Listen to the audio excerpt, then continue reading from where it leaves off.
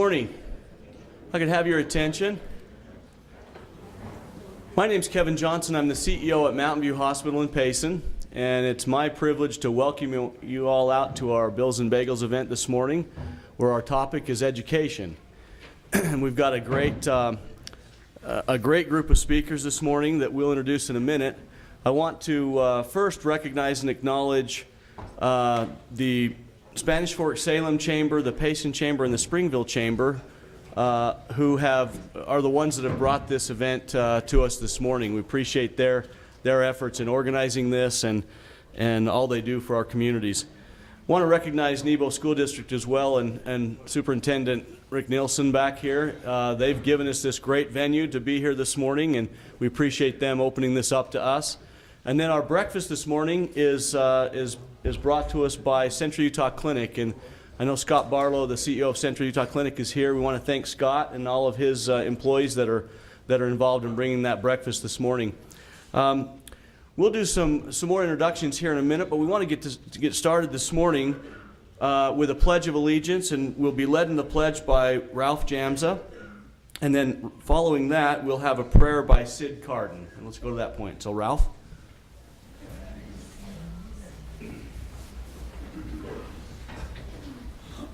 Please repeat the pledge.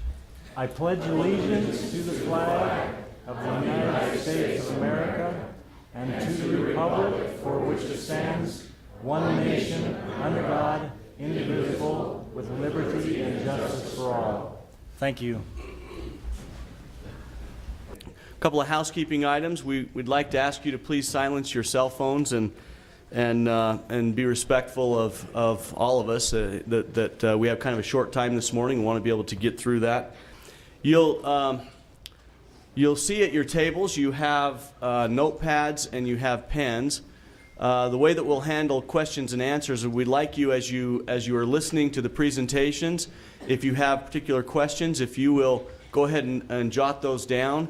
If there is a specific presenter or one of our elected officials that you'd like to have address that question, then we would invite you to go ahead and write their name so that we can get that to them. Otherwise, we'll kind of take our best guess as we collect these and put it in front of who we think can at least begin to address it. Also, if you'd like follow-up afterwards, feel free to write your contact information underneath the question, and I'm sure that we can help get you contacted with more answers. Those, when you have those, just raise them, hold them up, and I think you guys will pick them up, right? So just hold them in the air. They'll gather them, and then they'll bring them forward. I want to just really quick. I want to recognize any of our local elected officials. If you're a mayor or a member of one of our local city councils, will you please stand real quick and let us acknowledge you? We may have some back in the food line. I know the food line's still pretty long, but we appreciate all of those elected officials who serve so diligently and keep our communities functioning. We also have some high school students here today. If you're a high school student, will you stand, or a high school or junior high or middle school or elementary school student, will you stand real quick?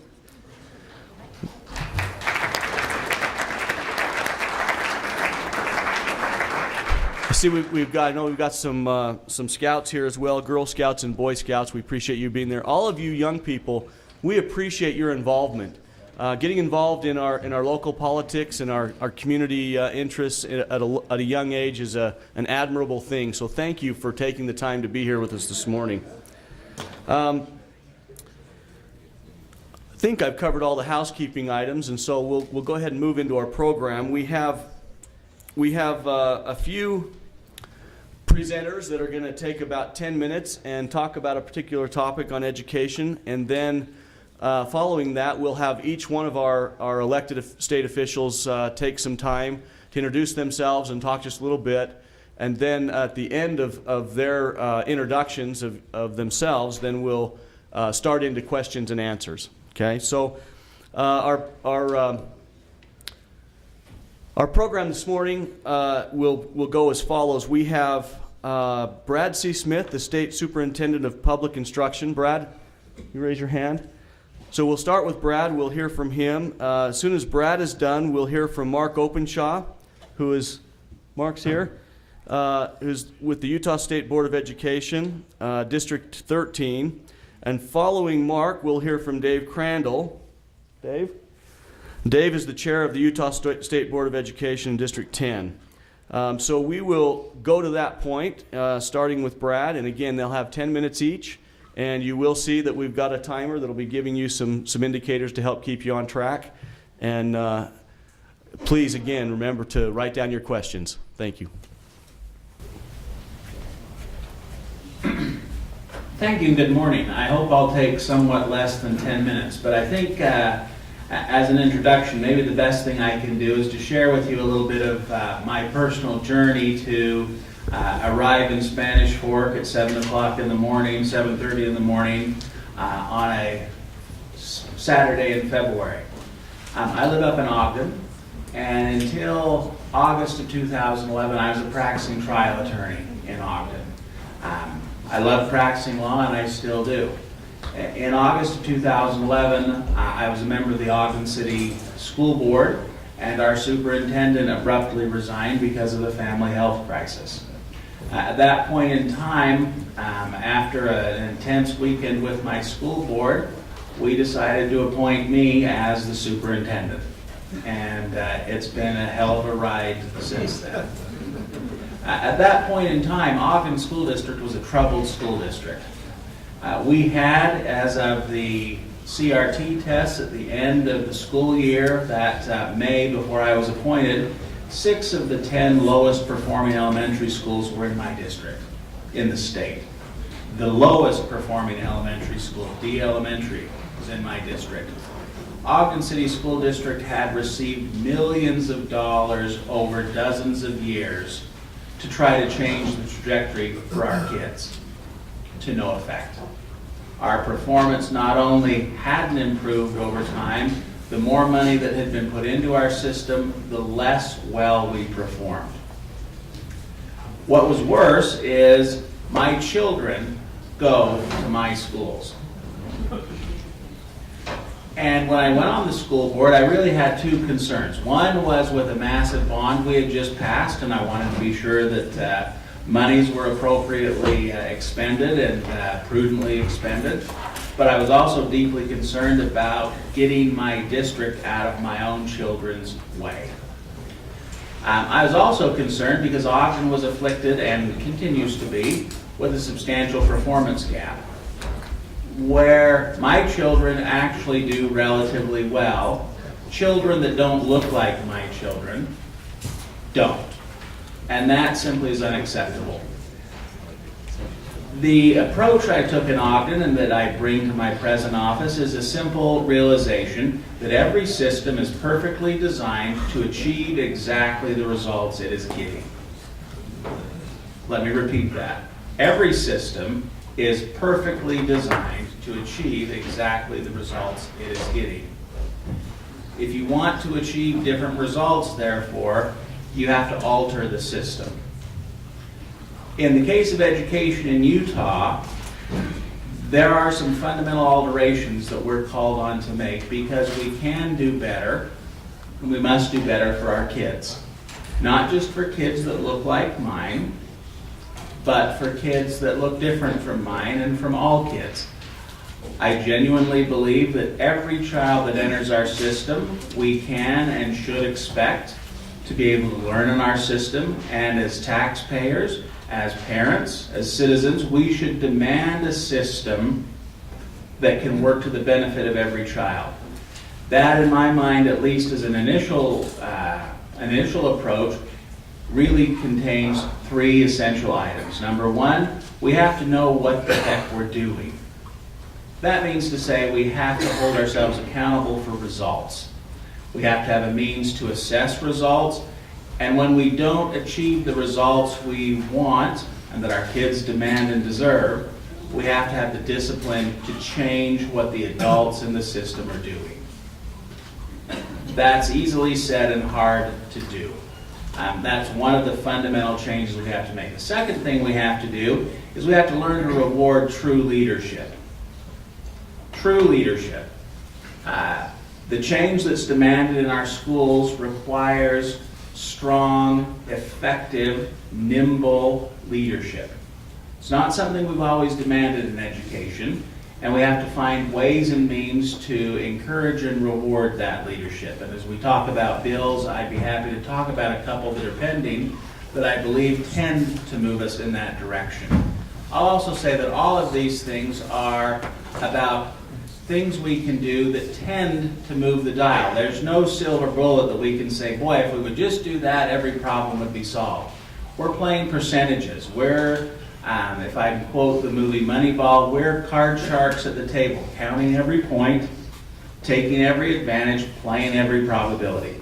The third thing we have to be willing to do is really a true and genuine demand for results. In our present environment, that can be somewhat controversial because it means we have to be willing to assess ourselves and recognize that true assessment is part of the educational process. Excuse me. My journey as I sit here, after 3 years in Ogden, the superintendent for the state came open and I was encouraged to apply. We've made some fundamental changes in Ogden. There's not a single school in the Ogden School District that's in the bottom 10%, whereas 3 years ago we were in the 6 of the bottom 10. We can do better, and even in our most challenged, most difficult schools, we can do better. It's my faith that the adults in the system, properly led, properly motivated, can fundamentally change the results. In conclusion, at least for my remarks, I'll say that we can look around the world and we can look across our nation and look at systems that do better than us. We can do as well as Massachusetts and Minnesota.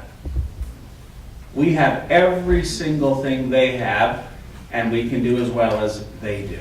We can look at Shanghai. I am confident that we can do better than a communist dictatorship in educating our children. We can look at Finland. I lived in Finland for 2 years as a missionary. I understand something about Finland. We can do better than a socialist welfare state in educating our children. We can do better than South Korea. We do have to have the discipline to change our system to achieve that. With the support of our good school board, that's the direction we're working. So thank you, and I'm glad to be with you this morning.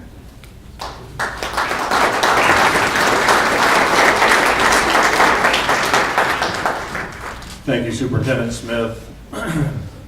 It's been exciting for all of us as we've watched the reforms happen in Ogden, and clearly that was a big point and favorable attribute as the board looked at you as a candidate for the state board of education, or for the superintendent position for the state of Utah.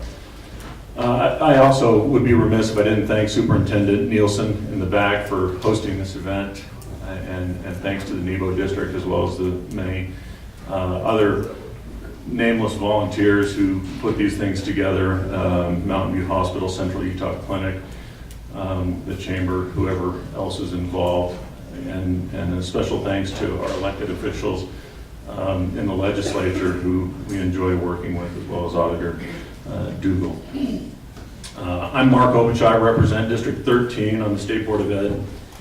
If you find weakness or deficiencies, they are the fault of the Arizona public education system. Though my great-grandfather was the mayor of Santaquin in the early 1900s and many of my relatives settled this area, I'm a product of Arizona. In my grandfather's journal, it was interesting to read as he was the mayor of Santaquin. He talks about a big feud in the 20s or at some point where they were talking about why the high school was built in Payson instead of Santaquin. And it's because somebody had a busing contract. And anyway, it was really fun to read some of this history. But I came here 25 years ago to attend BYU. Have not found a reason to return to Arizona. Have you been there? I love it here. My wife and I have 5 children from 19 to 5. I have a small technology firm based in Provo, and we serve customers across the country and world through our work, diligence, luck, and easy credit. we've been blessed with a measure of success that has afforded us some fun opportunities. So how did I get to become your state school board rep? The short story is I was approached by a friend who I know and respect. He asked if I would consider running. I laughed. 2 weeks later, I was again approached by a different friend at a trade show who suggested that I should consider running for the State Board of Education.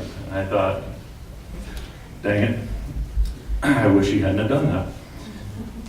I compromised and recruited 2 of my friends who I thought actually would do a better job. They were attorneys and well-spoken and respected individuals. And we all went down to the clerk's office, paid the filing fees, and began the process. This was in 2007, I believe. I ended up on the ballot, and through a very strange turn of events, ended up being seated for an office where I actually campaigned and voted for my opponent. You see, I had a 5th grade elementary school teacher at Village Meadows Elementary School. We were the Desert Rats. Miss Latendra, she was from Rhode Island. She changed my life. Perhaps you've heard the saying, my teacher thought I was smarter than I was, so I was. In a nutshell, this was the case with Miss Latendra. My life would be set on a new trajectory after failing to convince my mother to let me transfer out of her class. Everyone knew that she was just too hard. I've been passionate about public education ever since, so I find myself on the board. It takes at least a year for someone new to education to even begin figuring out the acronyms and the structure of the system. If you have an Arizona public education background, it takes much longer. There are about 4 in our class of 15 elected board members that tend to be reform-oriented. And I'm talking about the class that came in 2008, of which Chair Crandall was one. And so we kind of found ourselves in the minority and voting on a regular basis with a lot of split votes, including a recent one where we hired Superintendent Smith. The numbers have changed a little bit, but it's still a very healthy debate and a difficult process with just about anything on the state board. Time, attrition, and another election cycle have all had their way. Dave Crandall, who was first elected when I was, is now board chair. He helped the board to lead. You see, historically speaking, the board, for the most part, was a rubber stamp for USOE. That's the Utah State Office of Education. We long for those days, by the way. Good luck. Rules were written, contracts signed and agreed to, policies shaped and drafted, all to be approved by the board in our regular scheduled monthly meeting. We did our job and showed up at our scheduled meetings to approve the work. It never felt like anyone was leading. We would take the budget requests from the office and approve and present them to the legislature to be mocked and ridiculed for asking for literally all or 170% of the state's revenue for education. It was easy to see why we weren't taken seriously. Meanwhile, the federal funding programs that the state receives all has to be carefully monitored, tracked, matched, and accounted for. This is no small task. We employ entire departments and house buildings full of people whose job it is to account for such things. I was asked in one of my interviews about federal funding. My response then, as it is now, the same. I find it offensive to think that some bureaucrat or government planner knows better how to take care of our needs than we do. I wish we would not accept federal funding, but this decision is not a decision the state board gets to make. And so we can talk more about that. You may have some questions about federal funding and the ESEA waiver, and we'll talk briefly about that for just a second. I was asked to talk a little bit about some of the funding priorities. And so last year, I'll talk briefly about the technology initiative. We worked very hard on this last year with great help from Speaker Lockhart as well as Representative Gibson and many others. It is sometimes referred to as the iPad in every kid's hand bill. I'm a little offended by that. Not necessarily offended, but it's just inaccurate. That's not at all what this bill is about. And so I find that to be nonsense. This is a technology transformation in education bill. It will help us transform the way teachers teach, the way students learn, and create efficiencies that promote individualized learning in the system. There are many places in the state that are already there. And probably Superintendent Nielsen could share some homebrewed examples here. Superintendent Shoemaker in Wasatch District are doing amazing things with technology, as well as some great things that are happening in Juab, Richfield, and other areas. I encourage you to cast the vision of transformation in a way that can help create some efficiencies and better learning in our schools. The ESEA waiver funding request.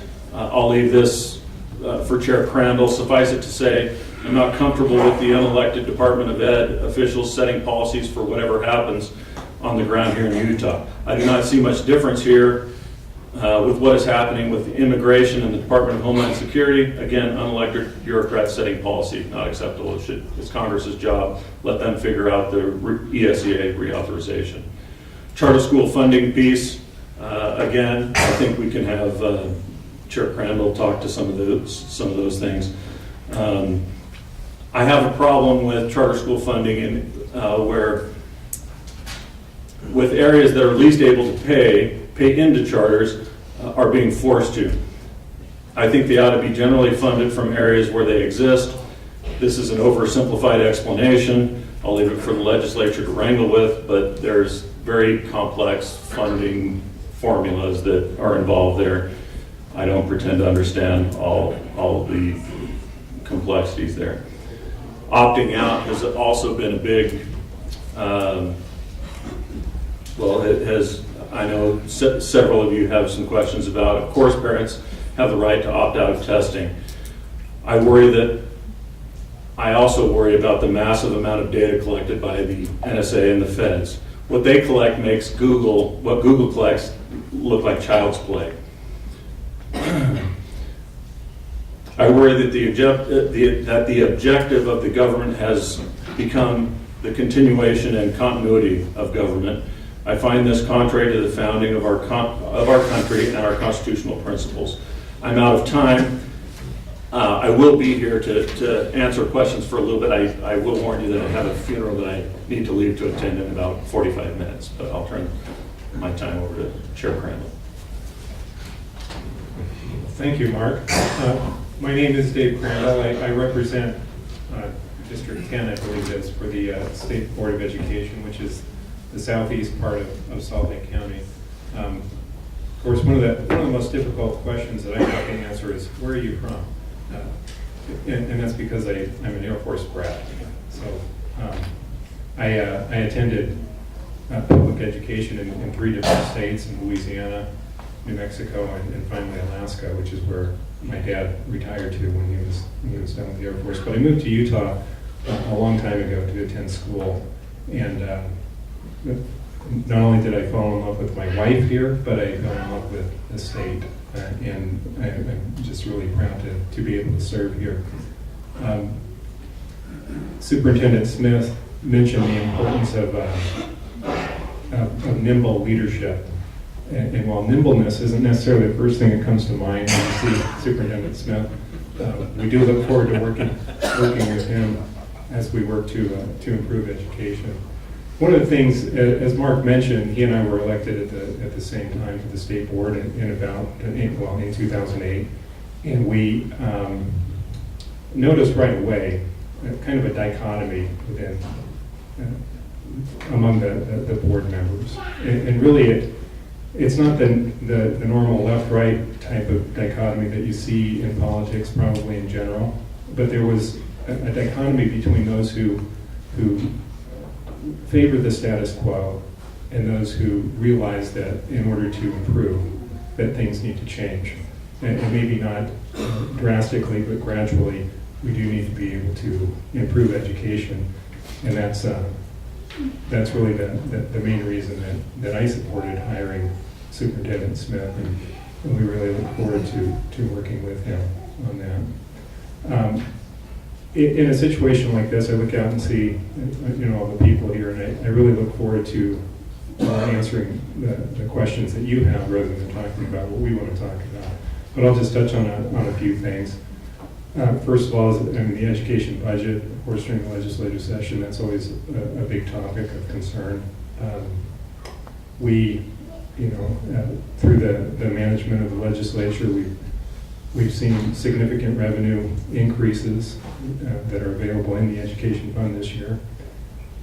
So we do know two things. We will see significant increases in public education, and we probably won't see as significant as the governor is pushing for, mainly because of where he's coming up with the money. A lot of that is coming from earmarks, which makes that difficult. Mark also mentioned the technology bill. We've been working with Senator Stevenson. Superintendent Nielsen's been working with us on that as well.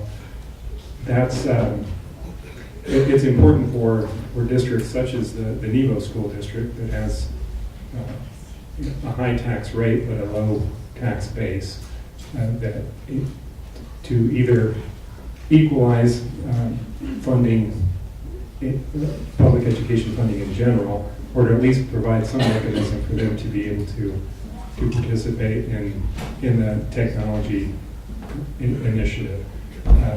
We have seen across the state other districts have already prioritized technology, and as Mark mentioned, like the Wasatch School District, but we are seeing that happen more so in districts that have a higher tax base and are able to do that. So that's why we're looking at that technology bill. Mark also mentioned the ESEA waiver. Last August, we voted as a board to extend the waiver, mainly because we didn't have enough votes to not extend the waiver. But we did make sure that the waiver included really strong language that protects the sovereignty of our state when it comes to public education, to make sure that we maintain control of our standards, our assessments, our teacher evaluations, and really our accountability system for public education. As we look at extending that waiver, which expires after this school year, we have those same concerns. The department was really reluctant to approve our waiver with those stipulations in it, which makes you wonder what their motivation is. So as we look at that, we've asked the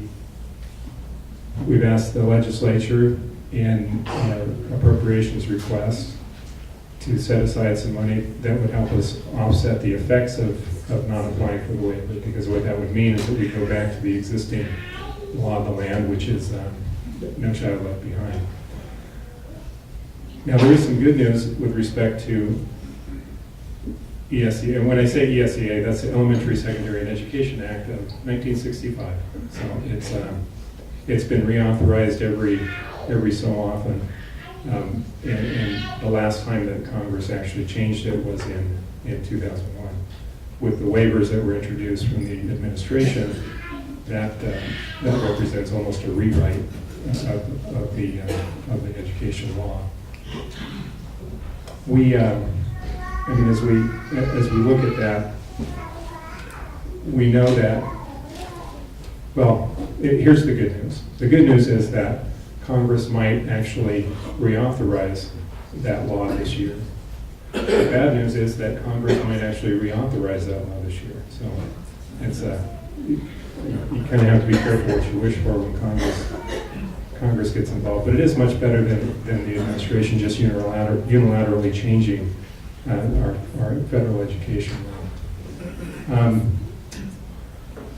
SAGE testing, and also, I just finished parent-teacher conferences. I have two children who are in high school right now, And I heard a lot of the concerns from the teachers about SAGE testing and how much time it's taking, specifically for the writing assessment. So that's something that we'll be taking a look at and deciding what we need to do about that.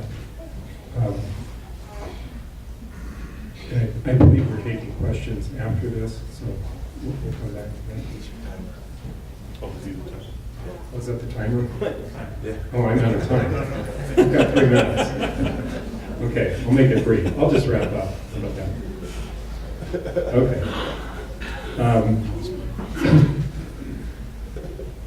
Yeah, and one other thing I'm going to mention is that,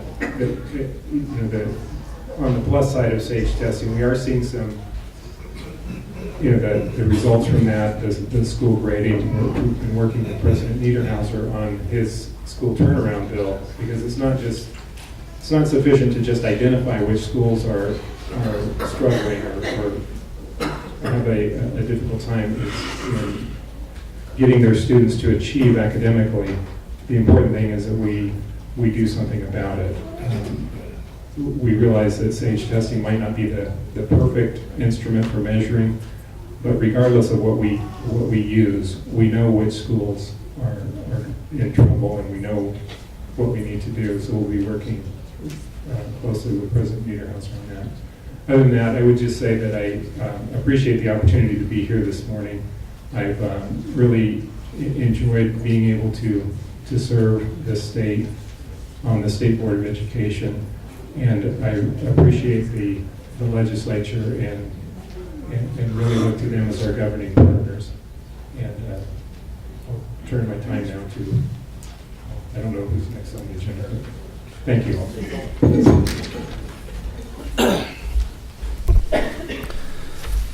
Well, we're certainly fortunate this morning to have all three of these gentlemen present to us, to have the superintendent of our public instruction for the state, and to have the chair of the Board of Education as well as a local board member. So join me in thanking them for being here this morning.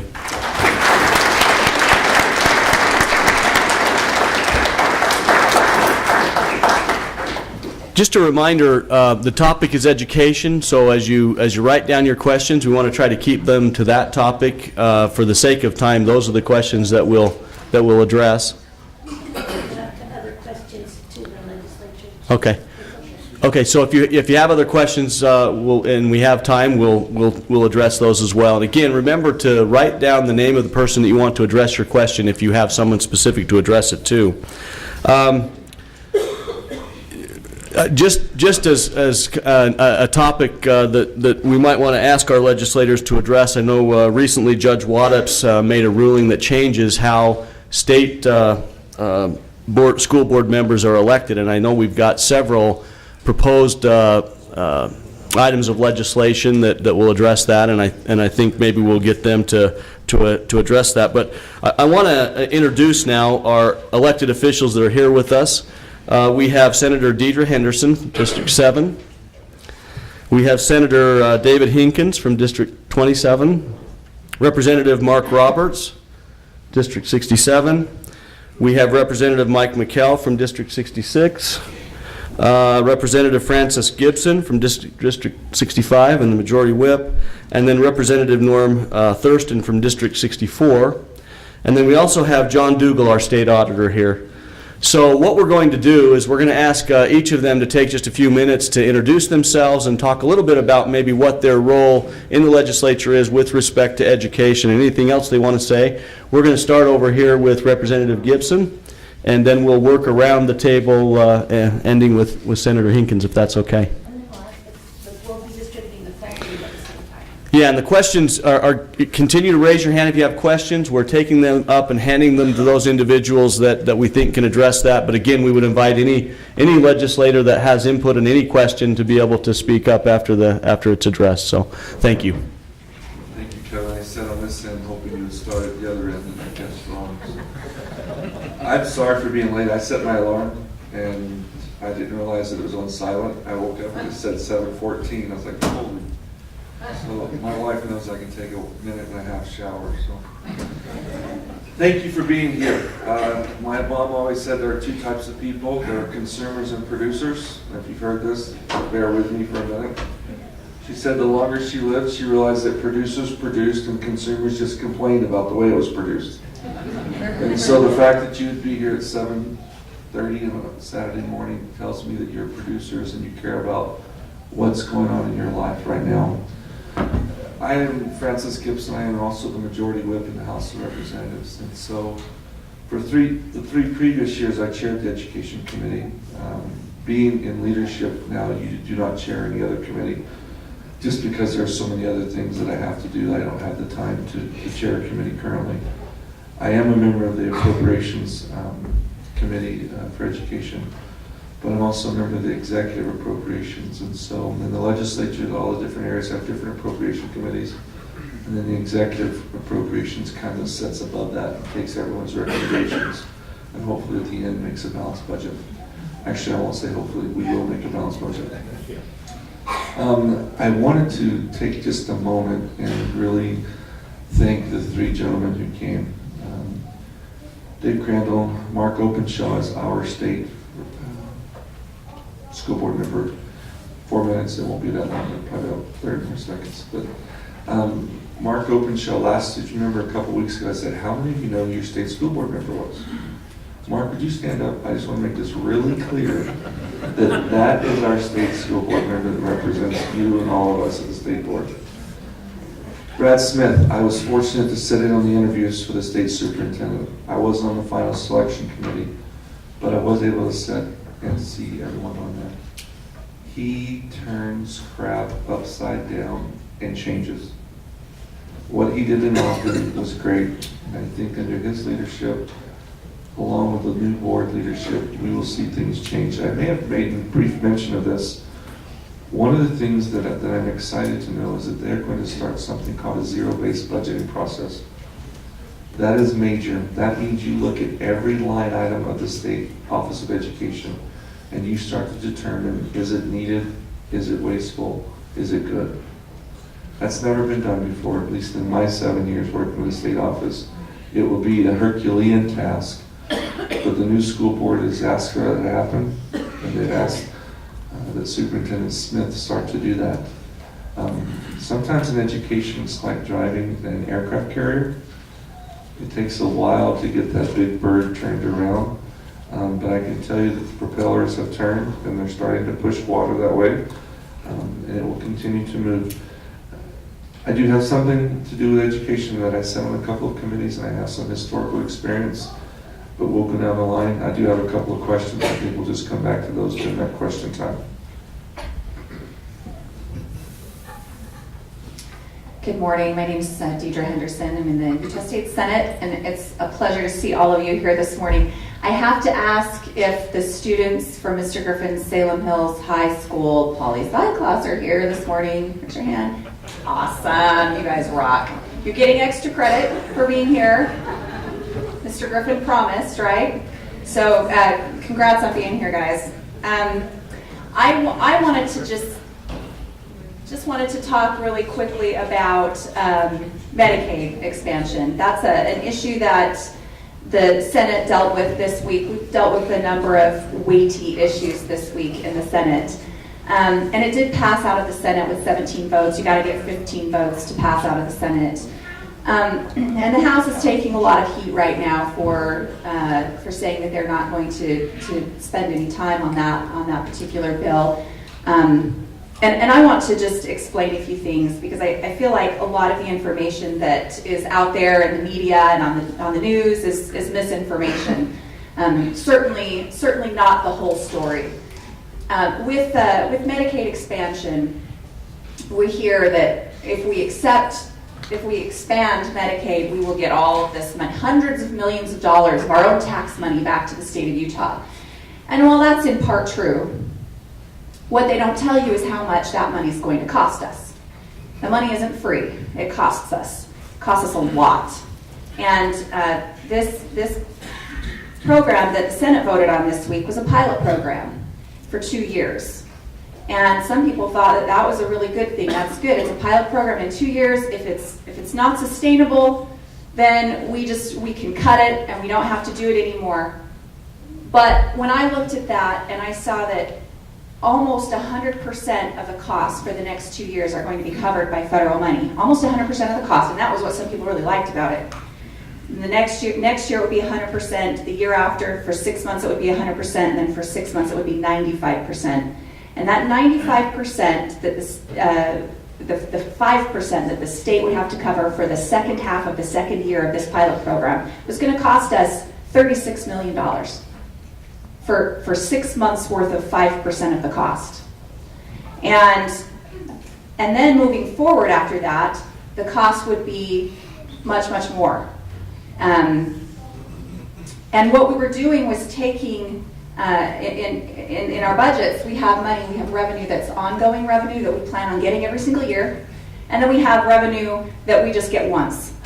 And there's a fundamental principle that we live by in the legislature that keeps us solvent, and that is that we don't use one-time money to pay for ongoing expenses. And yet, what the proposal was to take this one-time money, $36 million, and use it to fund this pilot program, but yet I don't think there was any possible way after 2 years to stop the pilot program when you've got a bunch of people who are planning on it, who are on it, and then what do you do? And we have no plan at all in place for how you pay for the program going forward, which would be, I think, way over $100 million a year by year 5. And so anyway, that is why I voted against it, and I think why one of the reasons why wisely that the House is not in favor of it. And there are problems that we need to solve, but I think that being strung over the barrel by the federal government, trying to bribe us with tax dollars with all these strings attached is just not the right way to go. And I think it's time for the state to start standing up for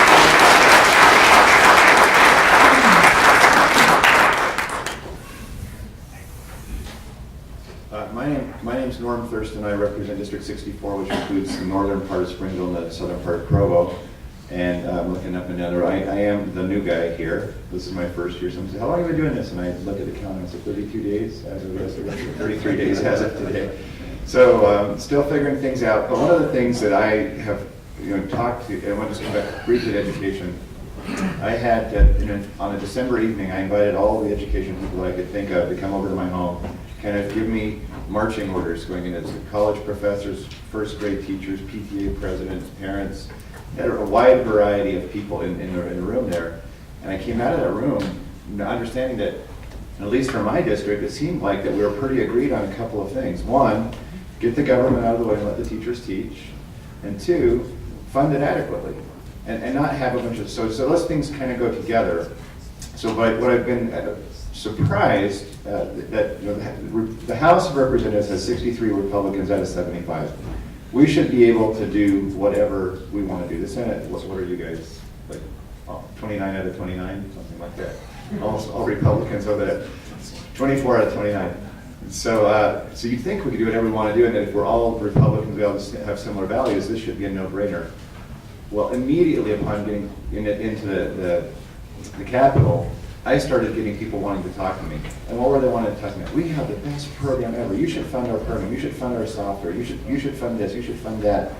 Because I'm on the Public Education Appropriation Subcommittee, everybody and their cat and their dog had the best obvious thing that every school in the whole state really ought to do, and the state ought to make them do it, and you ought to pay for it. Well, it took me about a day to figure out what was going on.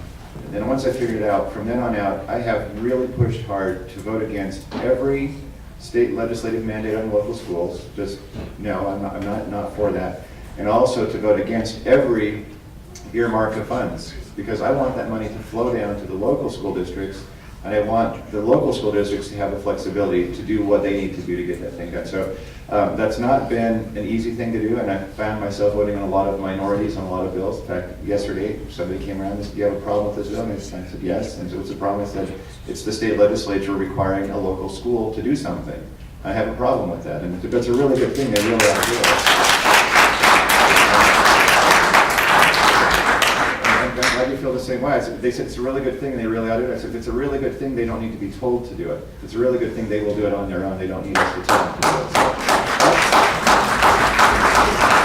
So that's my thoughts on education. That's what I've been working on. Hopefully, we'll get more people thinking like this as we move forward. But I don't think I'm the only one out there. In fact, if you look down the row, I vote almost always the same as these two guys right here. So if I'm out of the room and I walk in and look at the title, I see what McKell and Roberts are voting at. That's a good starting point. So, but anyway, thank you for being here, and thank you for taking the time to come. And I'm just glad to see so many people want to get involved, especially on this particular topic of education. Thank you. Representative Roberts, District 67. Salem High School kids, same group we talked to a week ago. My only question is, where's Mr. Griffin? No show? Double credit. So real quick, I wanted to touch on a couple things. Senator Henderson talked a little bit about the Medicaid expansion and the bill they passed out of the Senate and this pilot program. And every time I hear about this pilot program, it reminds me of an article I read a number of years ago, and it's called the two-turkey rule. I just wanted to read a little bit of it for you here. This guy writes, it's in the Desert News. He says, early in my career, I worked for a company that gave every employee a turkey at Thanksgiving time. It was a cherished, long-standing tradition. One year, the economy turned down, and the company cut the turkey benefit. Judging by the sputtering rage that some of the employees fell into, you would have thought that they had been fired without cause. They protested what they saw was an unfair and unilateral decision by management, depriving them of something they were rightly entitled to. This experience taught me an important leadership principle. It's called the two-turkey rule. One turkey is a gift, two turkeys are entitlement. The rule acknowledges an unfortunate reality. That which is given consistently is expected consistently. And I agree with Senator Henderson. It's not a pilot program. I mean, there's no way we're going to do this and then turn around in 2 years and say, hey, we changed our mind and pull back from it. So I'm constantly reminded of the two-turkey rule when this comes up. What's my role with education, I think was the question. I don't sit on any education committees. My role is to communicate with local teachers, local principals, our superintendent. I've texted him a couple times on some bills that have come up for clarification questions, and then just filter them as they come through the House for votes. And I look at them very similar to how Norm does, and just kind of filter through, the hundreds of education bills that we get each year. Maybe I'll talk a little bit about some of the bills I'm working on. I think you guys probably want to know a little bit about that. I can't remember if we talked about it last week or 2 weeks ago. Senator Henderson and I have been working all summer with law enforcement on issues dealing with officer-involved shootings and use of deadly force. And we've been working, law enforcement actually approached us with this, and concerned citizens approached us with this from opposite ends. And that bill moved out of committee on Friday. It's going to the House floor. It establishes a statewide protocol standard for officer-involved shootings, requires an outside agency to do the investigation. It helps so the investigation is done impartially, both from the officer's perspective and from the public's perspective. Working on some legislation dealing with cow sharing. Norm's favorite piece of legislation, if we can get it to the House floor Tuesday, Mike, it's in your committee, we'll get it done. Working on some legislation dealing with bees. We live in the beehive state, and having beehives is becoming more and more of a trend. A lot of people have beehives and they're all breaking the law. Many of them are. You have to register with the state, sign up, pay a fee. So we're working on some of those things, and there's supposed to be a county inspector that has to inspect every beehive every year, and the county inspector doesn't even do that. So we're working on that. I also have a piece of legislation that's going to be in committee Monday morning, dealing with primary elections, one of the unintended consequences, or intended, depending on who you're talking to, with SB 54 last year, we'll have multiple people potentially on the primary ballot. And if you have more than 2 people, let's say you have 3 people, then theoretically you could get somebody with 35% of the vote, 40% of the vote that becomes the nominee. So my bill deals with that and how to make sure we can get, the nominee actually has 50% of the vote or to become the nominee. Anyway, my time's up. Thank you. Hey, this is Mike McKell, Representative House District 66. Thank you for being here. I remember the first time we held one of these. I was surprised in our very first meeting. I think we still had 50 or 60 people. I know we've taken that, the attendance has gone up substantially, and I think our panel just gets better and better. I'd say really, my favorite thing on Capitol Hill, honestly, is seeing the youth come to Capitol Hill. Last night I posted a photo I took of Speaker Greg Hughes, and he was sitting on the dais, and his son was sitting next to him in a chair. It's worth looking at the photo because that's really why we do this, and it's because we are concerned about the next generation. And having all the kids from Salem Hills is outstanding. Yesterday there was another group from Spanish Fork, and I know I'm going to pick on Hugh Black a little bit. He's back in the corner. I know he brought a great big group of students up, and I appreciated seeing you there with your group of students. I know Ben Black, I saw him walk in, and some of his kids were with that group. That's why we serve on Capitol Hill. I appreciate the comments of Senator Henderson. I continue to read about how the House won't consider the governor's Healthy Utah plan. We've considered it. We've discussed it. We've debated it. We've looked at it for a year, and our answer is no. Okay? And I'm happy to discuss that with everybody. I'm not ashamed to vote on it. If I had to vote on it today, I'd vote no. And I'm happy to discuss it with anybody that's here. I think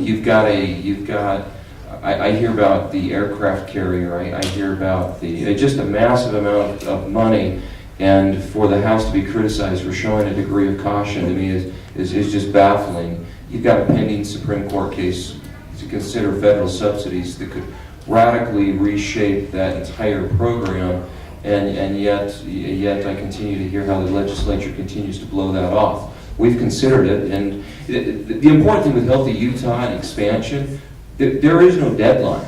We don't have to decide today. We don't have to decide tomorrow. We don't have to decide in a year or 2 years. And I think with a program this size, I think it's always helpful to be cautious and look and see how it hasn't worked in other states. And as we move forward, I think it's fair to expect the House to be very cautious in that regard. One of the bills I'm working on this session that I guess I want to bring to your attention, I put it in my weekly update. Working on a bill dealing with new car dealerships. It's always interesting how we get involved with issues. And currently we have a law in the new car dealer franchise arena. I've never dealt with car dealerships. I got involved with the issue. It was brought to my attention by the city. As this year, our city Spanish Fork is expected to grow to 40,000.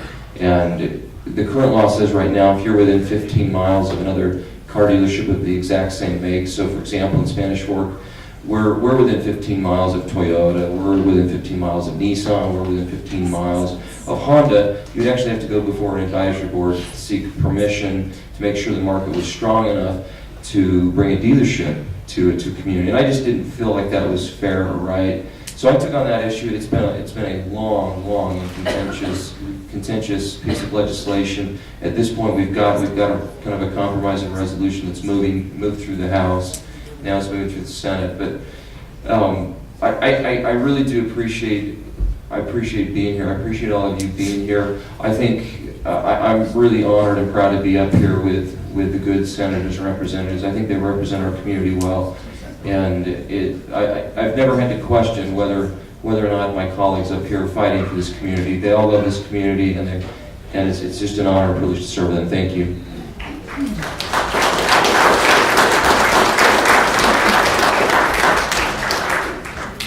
I'm John Dougal. I'm your state auditor. It's a pleasure to be with you. I bring greetings from North County, and I'm told I'm getting extra credit as well. My job is a little bit different during the legislative session. We do a lot of audits. We're your watchdog. First of all, we're looking at the financial matters, making sure they're being reported accurately to you, the public. Then we do performance audits, looking to make sure programs meet their intent, what the legislature intended or other policymakers intended. And then we also look at waste, fraud, and abuse all throughout state and local governments. But one of the other things I do is share some history with folks. Let me tell you about federal funding of the highway system. If you look back at 1956, when the federal government agreed to fund the highway system, the interstate system, they were funding about 90% of it. Anybody want to take a guess on what percentage of I-15 reconstruction they paid in Salt Lake County 15, 20 years ago? About 10%. Anybody want to take a guess at what percentage of federal funding went into I-15 reconstruction in Utah County? 0, nothing. So one of the cautions is the federal government may promise one thing, but over time those promises change. And when you look at the amount of money that they're borrowing to fund the spending, things have to change at some point, from my perspective. So that's just a caution to be aware of. One of the things, as an auditor, I try to remind folks, you have to look past the good intentions. Time and time again, programs are created, and people talk about the good intentions. You have to look at the outcomes. You have to look at what is actually getting done, and not get blinded by just the promises of what it's supposed to do. I appreciate the state board stepping up in leadership. I used to serve in the House for 10 years, and I have seen a significant change in how they take their responsibilities and the leadership they're starting to show as a board. I'm going to suggest that one of the things you should look at is education funding. Most people have no idea exactly how those funding formulas work. Even some of the professionals that deal with it day to day struggle with how complex the public ed funding formulas are. And that's something you should be aware of. And then one of the other challenges that your elected officials deal with is there's always this tug of war in education between local control and the centralization of funding. With the overwhelming majority of funding being levied at the state level on the taxpayers and then funneling it down to the schools, it makes for a difficult challenge. Because when citizens get upset, they go to whoever levied the tax and they demand of their legislators, why are they wasting money on this, that, and the other? You levy the tax, you got to make sure it's spent correctly. And so you have this continual struggle of how do you empower governance and oversight at the local level when you have a fiduciary responsibility at the state level. And this is a continual struggle that they deal with.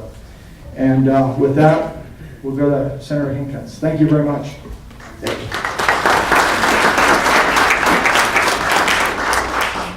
you. I'm Senator David Hinkins. I reside in Emory County. I live in Barron, and that's about the center of my district.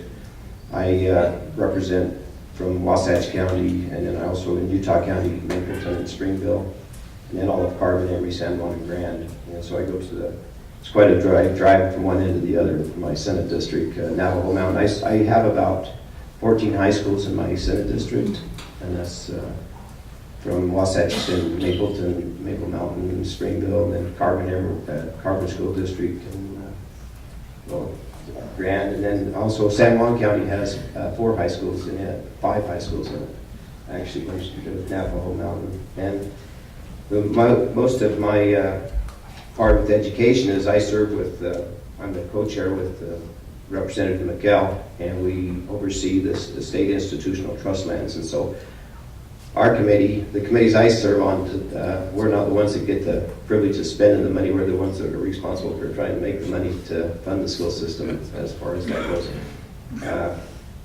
At the start of the session, there was, the trust fund now has $2.018 billion in it, and which only the interest can be spent off of that. And this last year, I think it was around $40 million, $44 million was able to be distributed to the school councils and the school districts to kind of spend the money as they saw fit locally, which I'm in favor of seeing that. I think with the low rate of interest that has been accumulating, it's been quite low, but I think you're going to see a substantial increase in that. We've now have a managed fund that Representative Mel Brown ran a bill last year that sets up a group of individuals and will oversee the trust fund to maximize the amount of return that we can get on it. And so I think we'll see an increase in that. It's kind of been overseen now by our treasurer, and it's been managed. I got in a lot of trouble because it was managed. I said it was managed not to make money, but it's not to lose money. And but with the low rate of interest, it's we don't want to lose money, so we don't go in very high risk accounts. And but the people that they're going to have managing it are professional money managers, so hopefully we'll see a big return on that. I have my interest in education. Of course, all my children have grown up, but I have 10 grandchildren in the school system that are in every county, and so that's my interest in education more than anything, is to make sure that they receive a good education, just like most of us, our children and our grandchildren are, pride and joys, and that's what we want to see, get the best education possible. I've been in the Senate for 7 years. I have a son that, all my children live in every county except for, I have one son that lives out in Lakeshore. He's a mining engineer that works for Staker Parsons, and so he keeps me abreast of a few things that goes on in this beautiful valley that you guys live in. And I'm just so blessed and so grateful for my Senate district that I have. Is probably, to me, the prettiest parts of Utah, which is very diverse, from the Navajo Reservation, which is really struggles for education, and so they are one of probably the most underserved as far as education. A lot of these kids live out on the reservation that doesn't have power, and so when they started talking about all this new technology, all this money going to technology, it doesn't do some of my group as much good as it does some of the others, and so they're a little bit behind. And it's hard to get really highly qualified teachers that would go live on the reservation and stuff like that. So it's kind of underserved. Our state constitution guarantees everybody equal education, which it's kind of hard to do when there's different.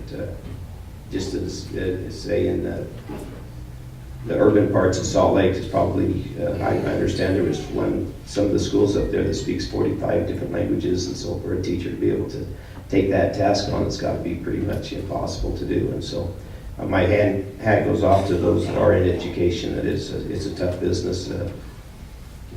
Where they're supposed to assist parents in educating their children, but when a lot of the parents, half the parents may not be in the home, and things have changed since I grew up as a little kid, and it's a tough thing there. And on the reservation, I think it's close to like 60 to 70% of the children are being raised by their grandparents, and some of them may not even speak English. A lot of them still have their native language that they speak, and so it's really a struggle for education and for the educators. And it's a tough business.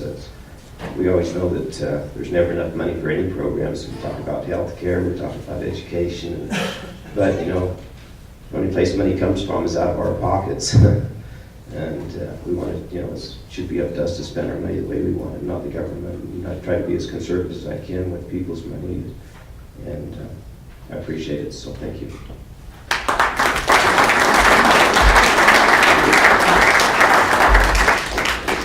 Thank you. We're scheduled to go until 9:30, so we're going to move to the question and answer session, and I believe all of you have questions in front of you. I think what we'll do to try to stay organized is we'll move back to Representative Gibson, ask you if you have a question in front of you to answer, great. If not, pass. We would ask you to try to limit your answers to any specific question to around a minute, so that we can get to as many questions as we can. Kevin, I don't mind starting, that's fine, but can we start with Mark Openshaw? He has a funeral he has to get to. Absolutely, Mark, if give you you a want to chance. go first, that'd be great. I didn't want to deprive him of the opportunity to answer a question.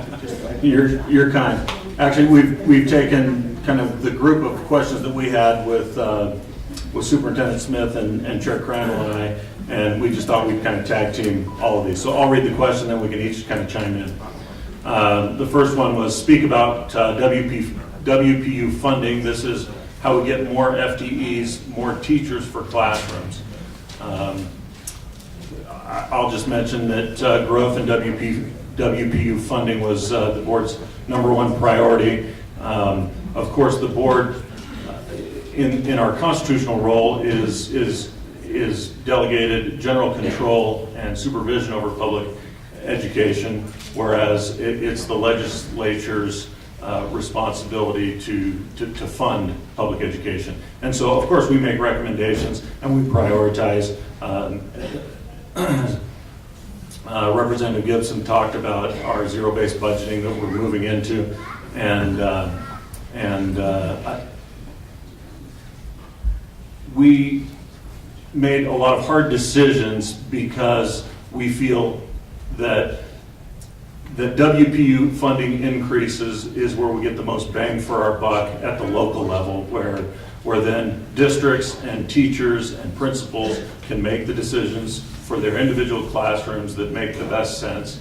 It's money that's I think the most easily and freely available for districts and teachers, and so that has been our top priority, and perhaps the superintendent or Chair Crandall want to elaborate more.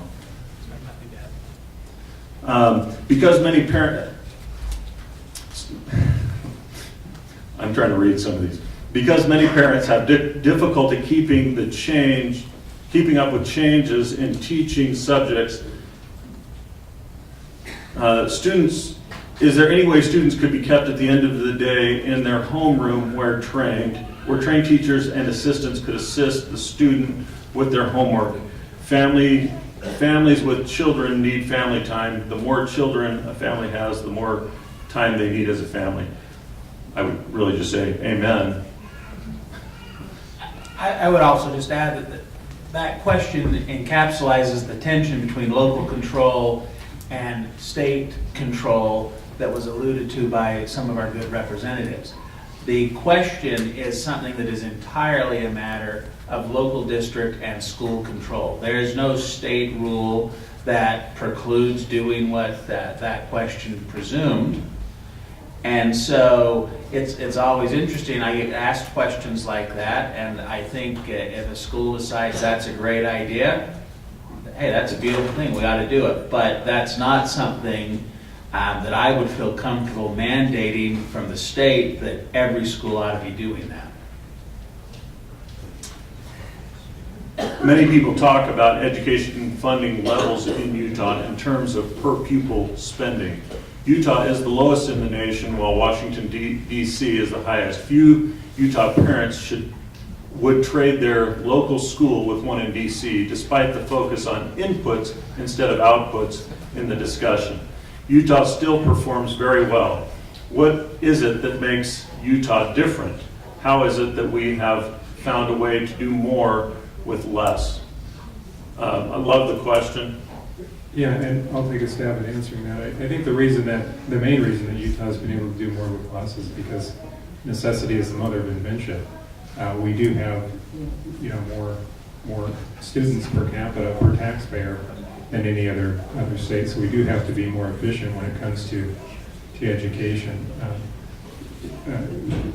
When they talk about funding levels, I mean, it's always mentioned that Utah is last as far as per pupil spending. But I would point out our goal isn't to spend more than anybody else, right? Our goal is to actually provide education better than everybody else. And as the superintendent pointed out, we can compete with the best states in the country. We can compete with the best countries in the world as far as education goes. But we just need to be ever vigilant to the scarce resources that we have.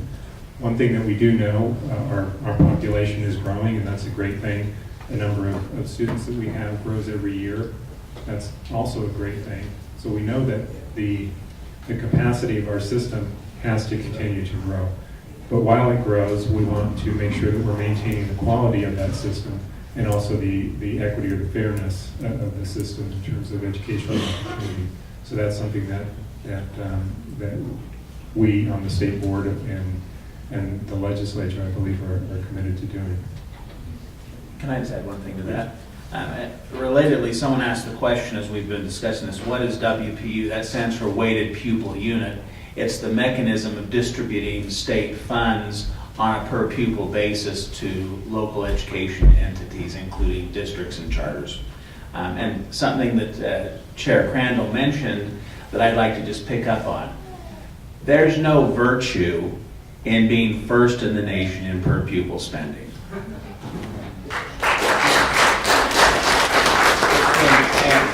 And I know my friends in the legislature get very tired of being reminded we're 51st in the nation in per pupil funding. That's a true fact. To move to 50th would require a 30 or 40% increase in our revenue. And so it's unrealistic to think that we're somehow going to move up into the above average category in that. However, the entire discussion in my mind is wrong-headed.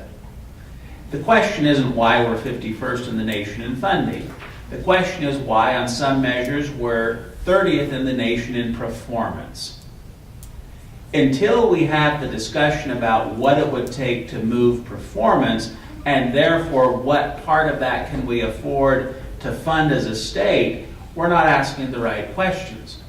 Performance has to be the leading inquiry, and then we ask what can we fund, what can we afford, and what would most effectively alter outcomes for students positively. To me, that puts the priority in the right order, because as Chair Crandall mentioned, we're not in a race to see who can spend most, and if we look nationwide, there's no correlation between per pupil spending and outcomes. It just is a false premise.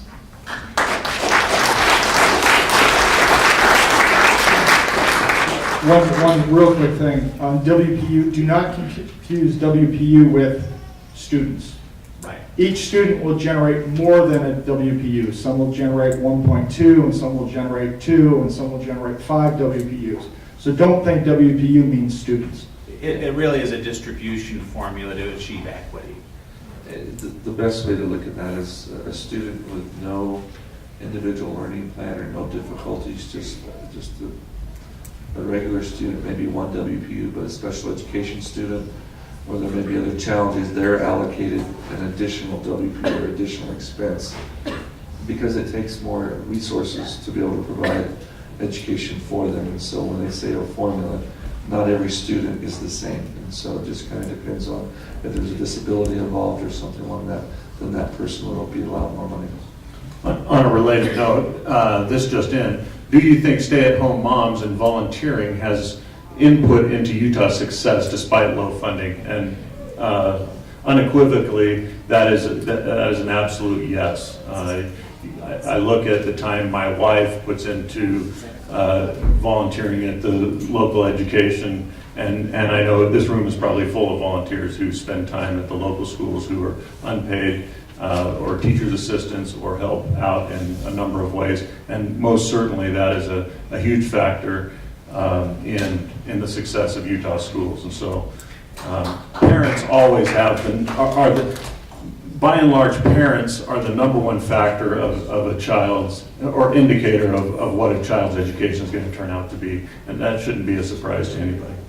So thank you for that.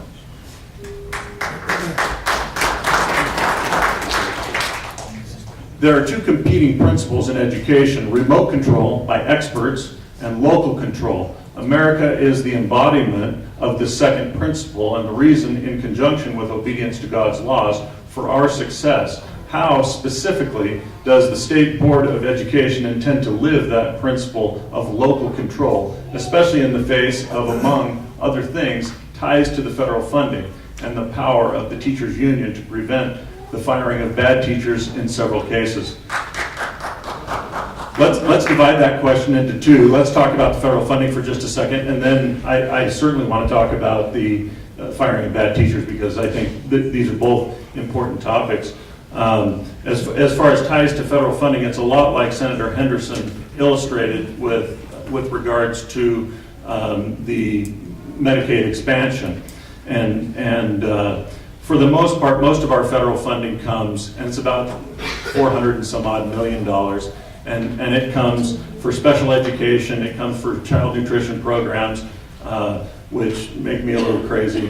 What am I missing? and special ed, I think I said that. But, and so, but it's amazing how much that $400 million costs us with regards to, well, look at the outreach of the federal government currently into school nutrition programs. I think that's a perfect example of they give us $1 and all of a sudden they think they control the whole program. And so you've got to be very careful about the ties to those federal funds.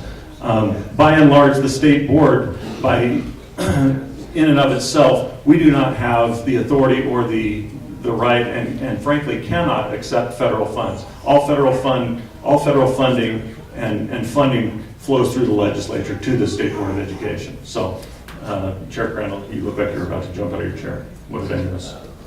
Nothing. That was good. But I would point out, as far as local control and really the general control or what we do at the state level, I think it's important to point out that the board is committed to allowing the districts to have that local control over specific things. At the state level, what we look at is standards, high-level education standards, what we're expecting the schools to accomplish, the districts to accomplish, and then some way of assessing that. That's really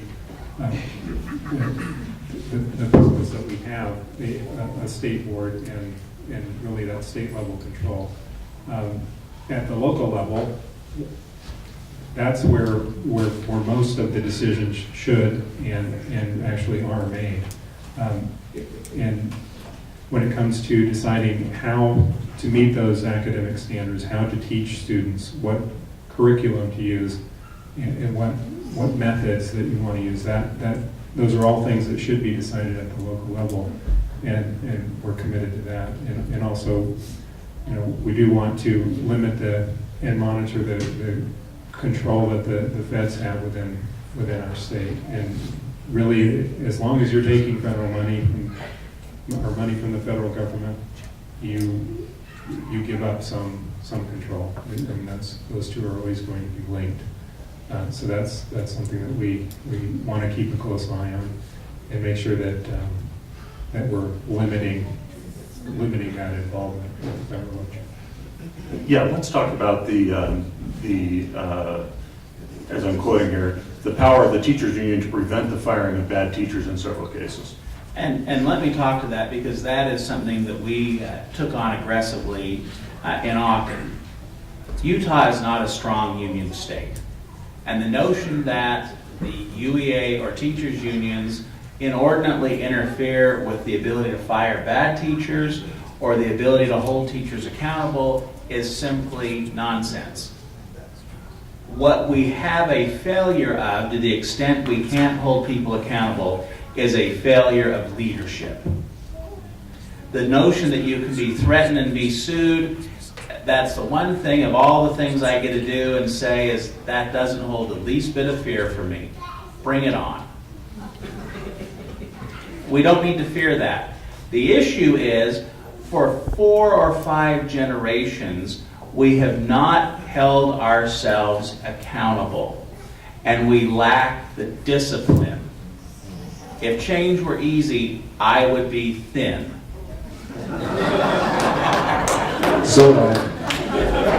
And so what we have is a system that has managed to adapt itself to its interaction with the teachers in the same way I've adapted myself to dealing with food. And now we're in a situation where we require greater discipline. It's painful. It's not the union's fault, because in Utah, the union simply doesn't have that kind of strength. And when you read horror stories, and there are real horror stories, they're always from someplace like New Jersey or Connecticut. They're not stories from Utah. And so when somebody tells you that, I would invite you to sniff around a little more deeply, because what you'll find in almost every instance is a leadership failure. I know I liked you when we interviewed. Now, before I approach this next question, I need to just hold it up for a second. So if you recognize it, maybe you can help us. And I will say that we did make an adjustment to the core standards to add handwriting.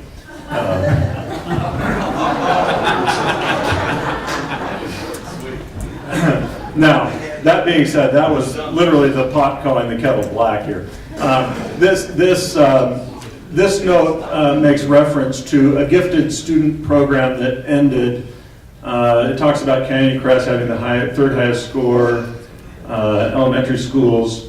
They want to know why it ended, and I'll just say, and I'm sure my colleagues here will chime in, but at the state level, at the state board level, we don't end programs, and we generally don't begin programs. Those almost always happen at the local level, at a teacher level, at a district level, and so I don't know that I'm doing a very good job of addressing the question, because I just don't know which program we're talking about, but it sounds like it's something with regards to gifted children.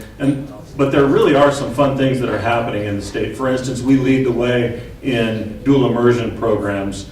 By the rest of the world, frankly, we're the envy of the rest of the world when it comes to dual immersion programs, and a number of other things that we do creatively and do very well in the state. So without taking the rest of the time, Let's do a fun question. This is one, I have a question in front of me, and it's for everybody up here as far as our legislators. And this one's going to be kind of fun. This is a Senate bill. This is Mark Roberts, Senator Roberts. Anybody, not Roberts, but Madsen. Anybody heard about his bill? Okay, so Which one? I can only imagine. I'm gonna read through the bill. We're gonna put us all on the spot. We're gonna have a little bit of fun with this. It says, will you support Bill 259? And it's Senate Bill 259. It says that was passed by the Criminal Justice Commission this week, expanding legalization of CBD cannabis oil to those with severe neurological and physical disabilities. So we'll have an interesting discussion. I'll answer this and then pass it down. And on this bill, I'm actually leaning yes. I've had a lot of people come to me after we passed the original cannabis oil. I had a family in my ward, and they came to me. They just said over and over, they had it was an older couple. They had a grandchild, and the seizures, the impact on the seizures significantly decreased. And I do a lot of work with people who are hurt, and I see a lot of people that take opioids, OxyContin, and as I look at an opioid versus cannabis oil, or legalizing. This isn't for smoking marijuana. This is for stuff we would ingest or take.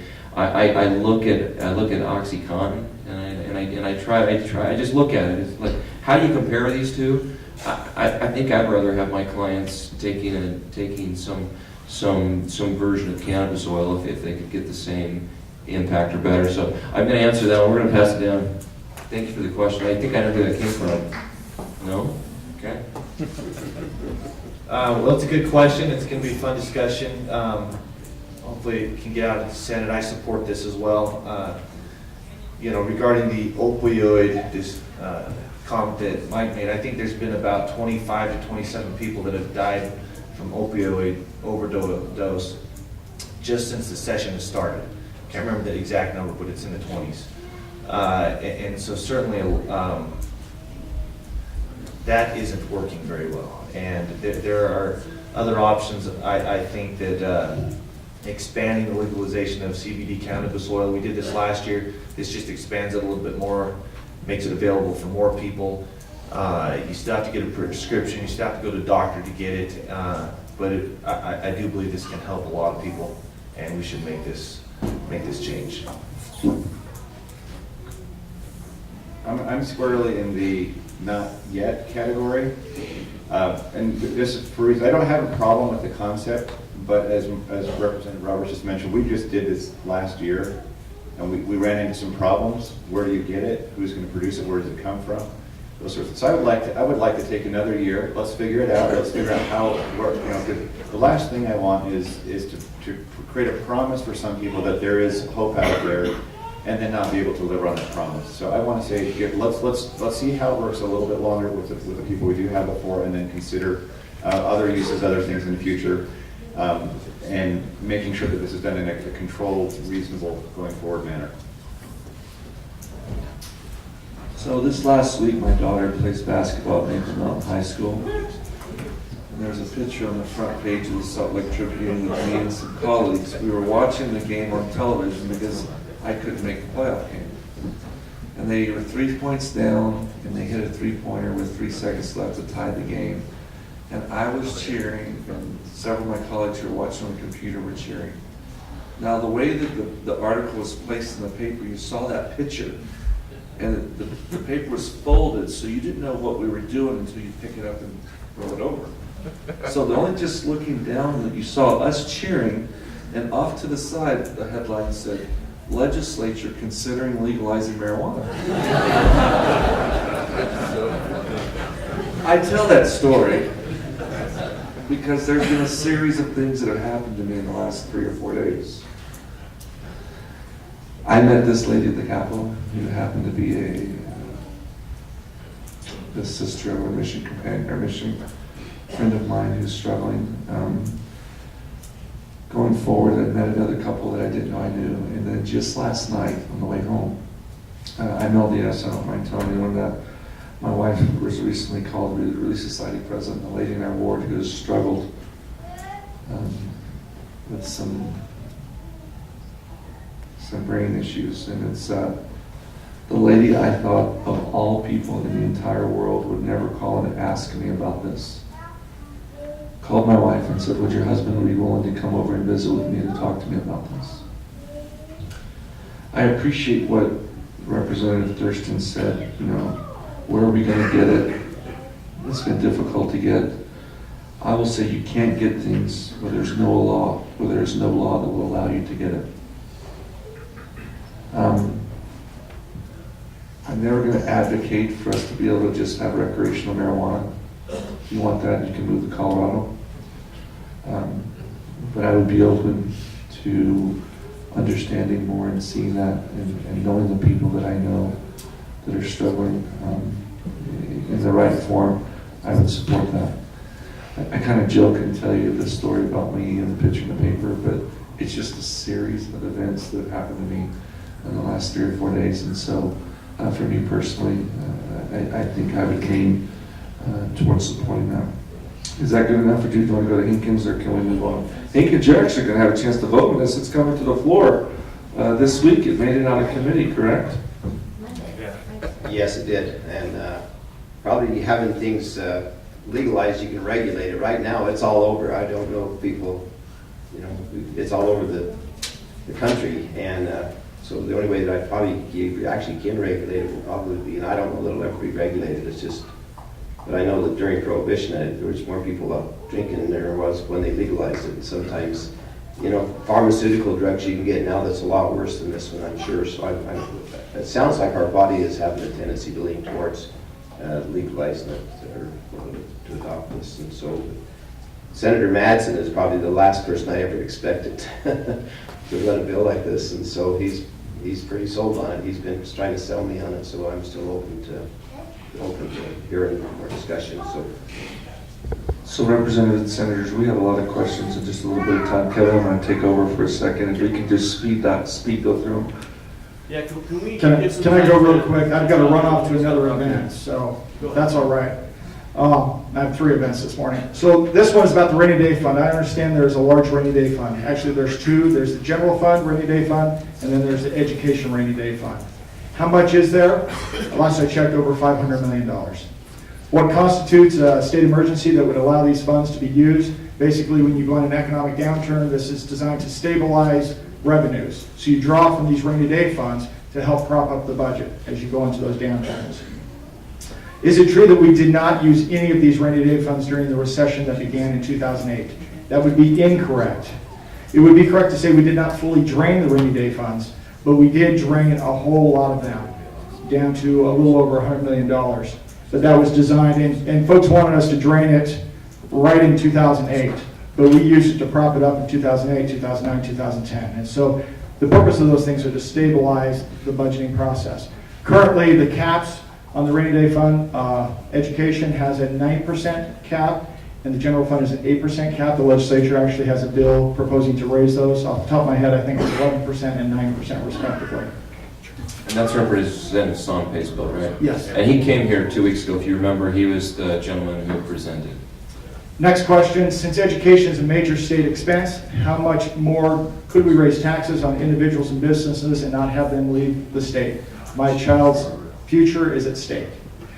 So first of all, about 2/3 of the state budget goes to education, public and higher ed. Several years ago, I was having a discussion with my local superintendent where he was complaining if the legislature would just fully fund public ed, all the problems would be solved.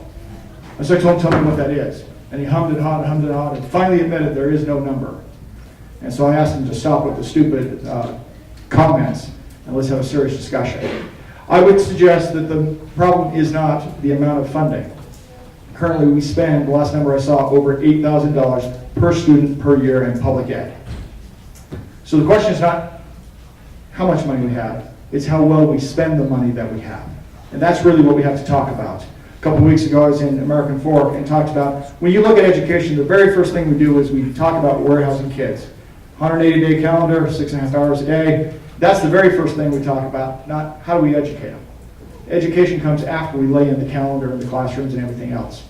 I would suggest we really need to talk about how do we do the best job at educating kids and then build the model around that. I was a House sponsor when we dealt with tax reform. So let me tell you a little bit of the history there. This is when we went to a single rate 5% income tax. Governor Walker, who folks in education worship Governor Walker, she recognized the number of businesses that would check Utah off the list when they looked at our 7% highest tax bracket rate. She said we needed to be more competitive. We had Colorado at 4.63%. Arizona, I think it was 4.54%. New Mexico had just passed a bill changing theirs down to 4.9%. We had Nevada and Wyoming at 0. We were at 7. Idaho was 7.8. Since then, and we were in the top 10 in highest tax burdens for the state. Since then, we changed to 5%. We're in the ballpark when folks are doing comparisons about neighboring states. Our tax burden is still above the national average. Last I saw, we were 21st. But I would suggest that because of those changes, we start to strike a better balance of being competitive and helping the economy while still funding the various programs that people expect. And that is the challenge. It is really easy to say, let's raise taxes. And for some folks, they may say, my business or individually, I can support that. But there's very few people when I travel around the state when I say, raise your hand if you woke up this morning saying, oh, please, I want to pay taxes. Okay? People pay taxes because they're afraid of what the government will do otherwise. I used to chair the Revenue and Taxation Committee. We will take your property or we will take your liberty if you don't pay your taxes. So people tend to pay their taxes because of the fear of the consequences if they don't. And that is the challenge. And we always have to struggle with, it's really easy to see how the money was spent, but it is really hard to see how the money would have been spent if it hadn't been taken otherwise. And we always have to remember there's that which is seen, but there's also that which is not seen, which is equally important. Thank you. And please forgive me, I have to run up to an event in American Fork. So thank you very much.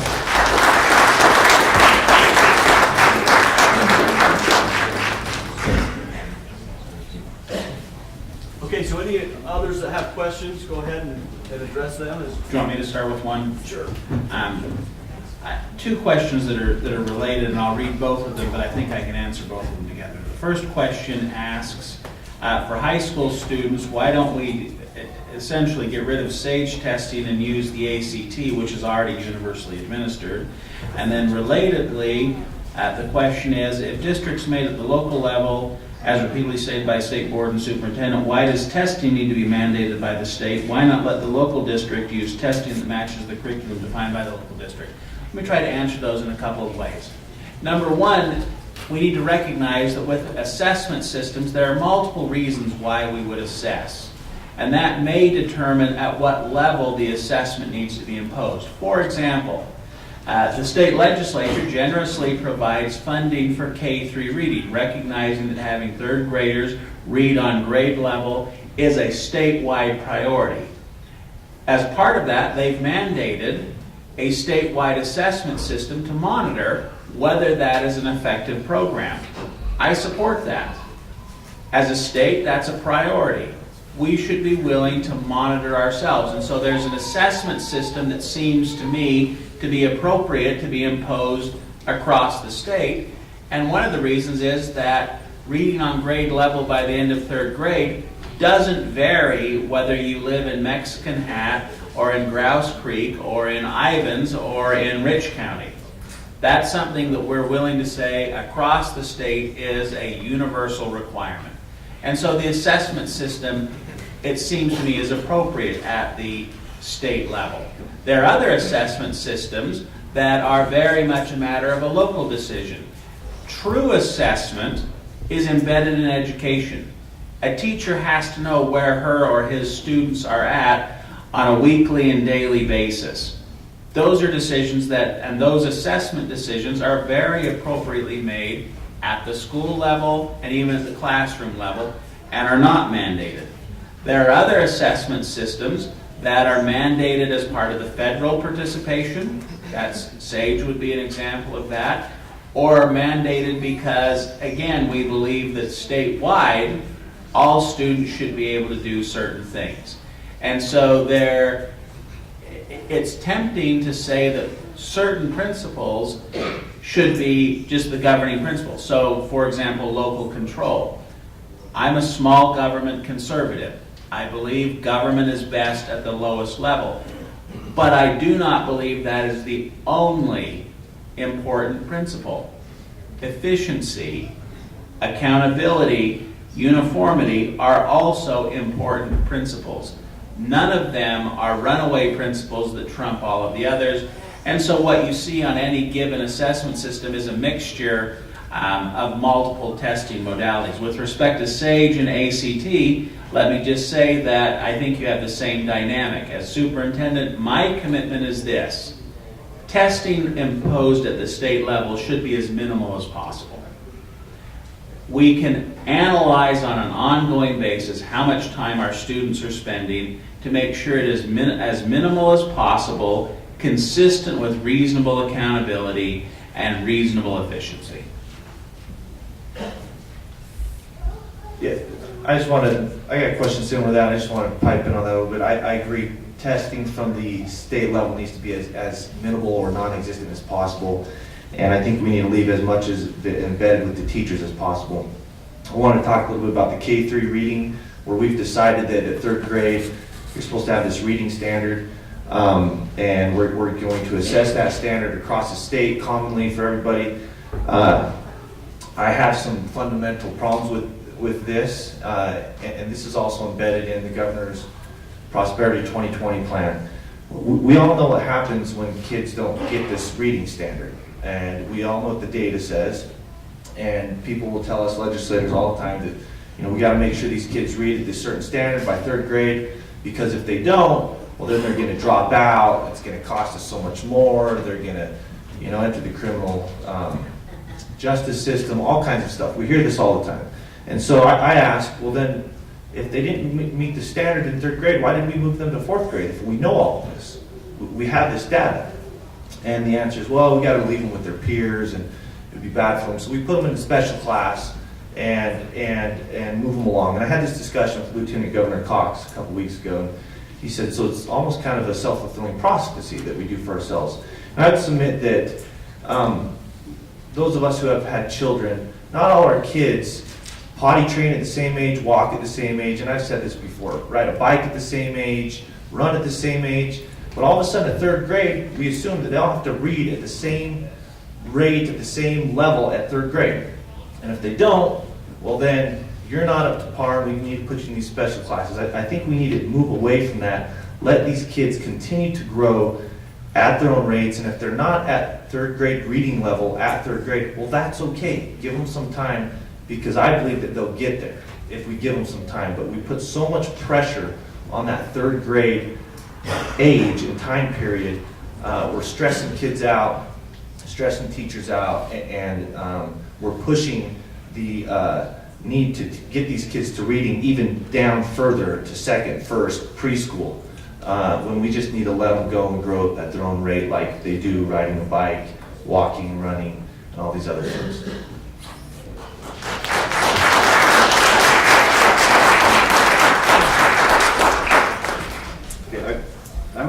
didn't get any questions, so I'm going to steal one of his that he didn't answer.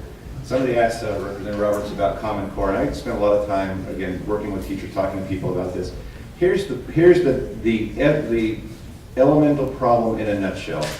The original idea of Common Core was one of these, that sounds like a very reasonable thing to do. Don't you all think it would be reasonable to think that if you moved from South Utah County to northern Florida, that your kids would more or less be at the same position in their math curriculum and their writing curriculum if you went from one state to another? That seems like a perfectly reasonable thing to think, well, we ought to be able to do that, right?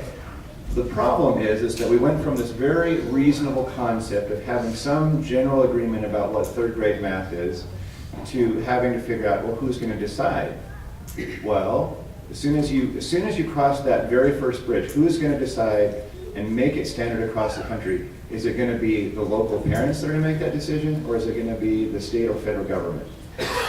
And that's exactly when this went off the rails. Was somebody said, well, the states could do it, but then they'd have to agree with each other, and states will never agree. So we'll just have the federal government decide what this curriculum is going to be statewide. Well, how are we going to force that? Well, we're going to impose, and then you start using words like impose, require, tie it to federal funding, and this whole thing just went off the rails really fast. And so that's what's happened, is that the core idea that somehow as kids move from district to district, school to school, state to state, and that they wouldn't have to miss the multiplication table because in some states they do it in second grade, in some states they do it in third, and you were in a second grade state when they were doing third, now you're in a third grade state.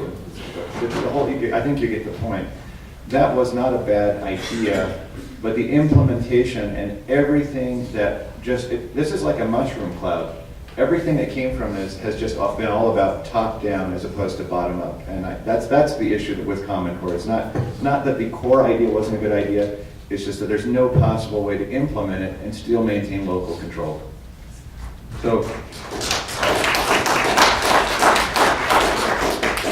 I would actually submit that the core idea was a bad idea because it assumes that all kids, my kid in California that's 8 years old, when it assumes that all kids learn at the same rate at the same ages. And so we need to move them all along at the same rate, all at the same time, so that no matter where they are in the country, they're all at the same place. Kids are different, and we need to teach to the kids and let them grow differently at their own rates and their own speeds. And I believe the teachers are good at this, and they know how their kids are, and they grow, and they can address those needs in the classroom. And for us to assume that, hey, all first graders need to know this, all second graders need to know this, all third graders need to know this across the country is a huge assumption, and it was flawed from the beginning, in my opinion.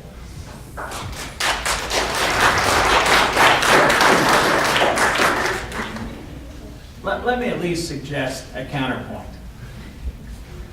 When my son walks across the stage at graduation, there is a core set of skills that it is reasonable as a taxpayer to believe that my system is delivered to my son. That is not an unreasonable point of view to suggest that he should be prepared to go to college, he should be prepared to enter the job market, and this system that we spend the better part of $5 billion on ought to hold itself accountable for some deliverables to those students. It's also not unreasonable, it seems to me, to say we should on some level be able to back map and say if you expect that of 12th graders, there are some benchmarks that as a general rule we ought to be able to set. A system has to be able to hold itself accountable, and the problem is not, gee, at the third grade level, the problem is when you have a whole system, and this was Ogden School District, when your 8th graders can't read on a third grade level, that is a systemic problem. And we have to have the guts to say it's not acceptable. It's not acceptable to pour billions of dollars into a system that is producing 8th graders that cannot read and cannot do math. And that's the principle. The notion of Common Core, I agree with the reticence and preserving our right to determine what we are going to do in Utah as opposed to what they do in Michigan or somewhere else is absolutely critical. The state that I think we ought to be saying we take faith from is a state like Minnesota that said, we're not going to enter the Common Core, not because we think it's a good idea or a bad idea, but because we believe our standards are already better. And indeed, Minnesota is one of the top performing states, and they've never entered the Common Core, and it's because they have said our standards were higher. Having high standards is not a bad thing, provided they're set at the state level, in my estimation, and provided then districts, teachers, classrooms have the opportunity to implement through appropriate curriculum so that as our kids walk across the stage, we have indeed matched their needs, both in terms of what they ought to be able to do and in terms of allowing parents to have control over the education their kids receive. And it's a complex mixture, and one of the problems in my mind with the Common Core debate is we've imposed a series of one-size-fits-all solutions on the problem of what is really a very nuanced, difficult problem that states and districts and teachers and parents should be negotiating jointly. We probably have time for a couple more questions. Representative Gibson, I imagine you probably have one, and Senator Hinkins, you have one. Let's start with Senator Hinkins. Yeah, I just got one. It's House Bill 244 about alimony support amendments and it went through the House, and Senator Hilliard is going to have it on the Senate. It said it passed Friday. This bill will allow the court to consider whether a parent has been a stay-at-home parent in awarding alimony, and can you support this bill? I'm not familiar with it yet.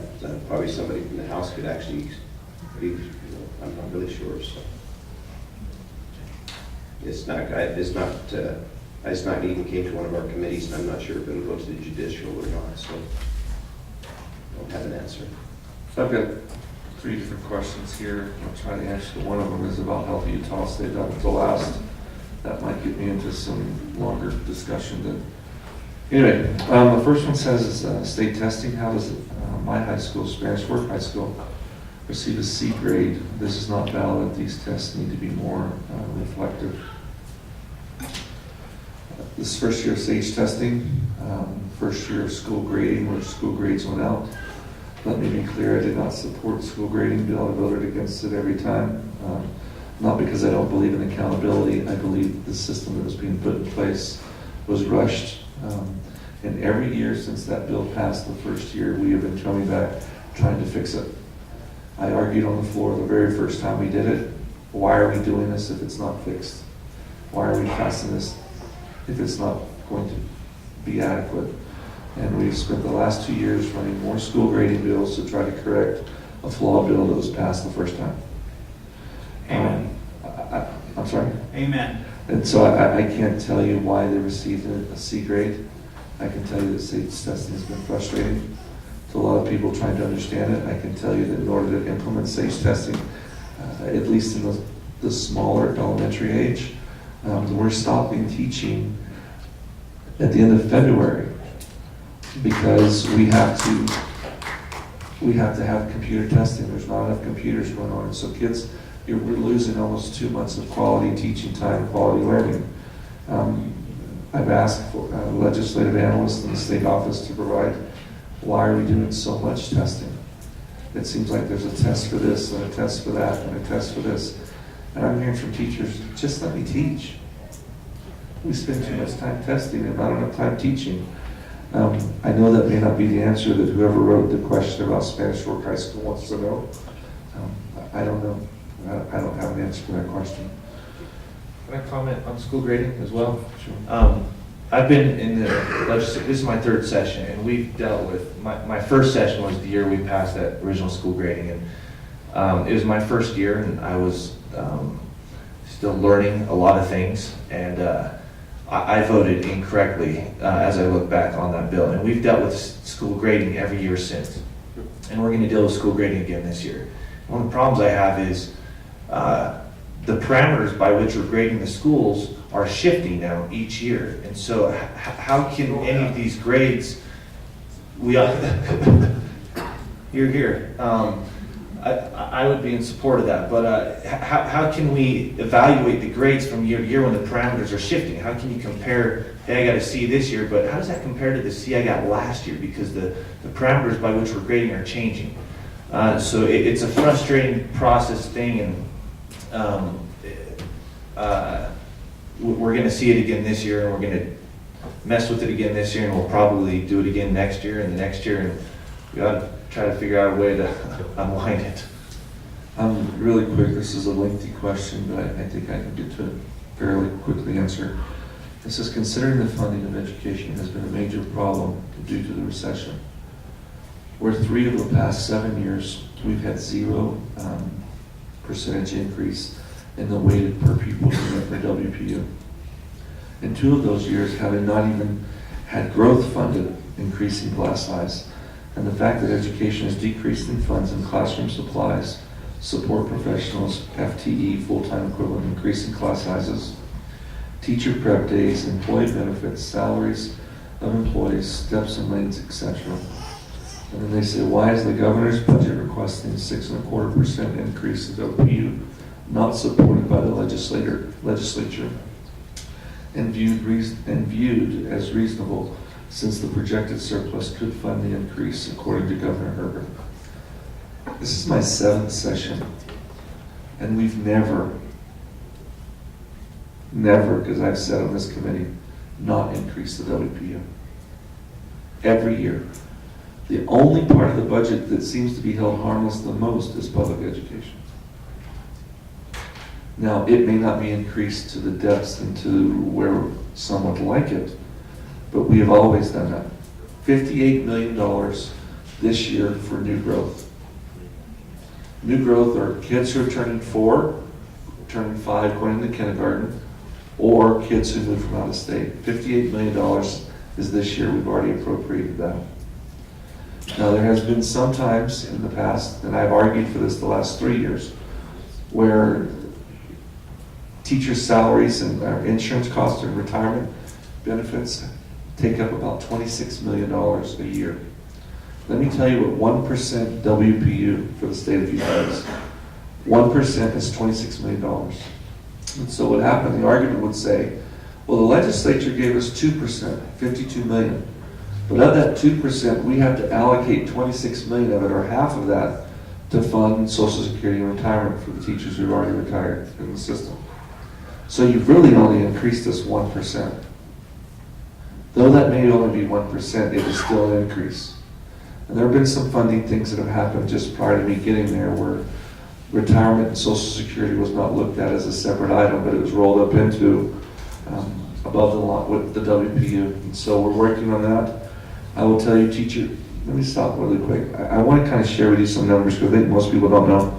How much does anybody have a guess how much one day in the school system costs? To pay the lunch lady, to pay the bus driver, to pay the teachers, the principals, the school district, everybody, one day in the state of Utah. Anybody have a guess? Just under $13 million a day. One day. So I give you that because I don't want to tell you. The other thing we've done this week in the recession is we cut back professional development for teachers. I will tell you that doctors, lawyers, real estate agents, accountants, engineers, all of those individuals require professional development. Would you ever think of going to have a knee surgery or an orthopedic surgeon who hasn't had any continuing education? You graduate medical school in 1985, it's 2014, and I've never went back and brushed up my skills. Now, some would say there are probably some doctors out there who've done that. But I would say that's everything. You're going to give me time, and I've got to keep going. I appreciate that, Mr. Campbell. But Go ahead and finish, but we are out of time. But I want to say it's $8 million to be able to supply one day of professional development. We've cut that out. Our teachers need quality professional development. I've argued for that. Because it's those teachers who are creating those other professions that our society seems to think is important. Our teachers are good people. They need the support to do that. I want to provide them the ability to have quality professional development. Not where we sit and we listen to people, but allow them to go find classes and find things that they can bring skills and talents back into the classroom. I have Healthy Utah on why we won't hear it from the House. If anyone wants to hear that, you can kind of gather over in this area, and I'll give you that answer, but it's definitely longer than 30 seconds. So. Thank you, Representative Gibson. We're out of time, and we've had a wonderful panel of elected and appointed officials, so join me in thanking them for their time and their answering questions.